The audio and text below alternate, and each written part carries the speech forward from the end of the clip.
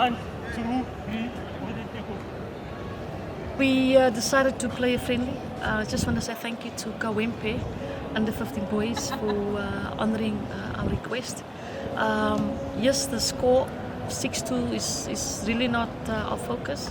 It's not that important. It's about the performance. We've worked on certain components these past days and really look at some of the players for combinations. We brought in some younger players to really see who can fit into the way we want to play. And I must say there is a huge improvement. I'm really happy about the friendly.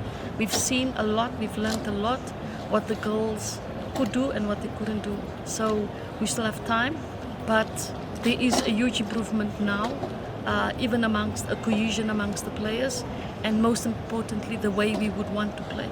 So the next few days we will work on offensive strategies. The past 3 days we worked only on defensive strategies.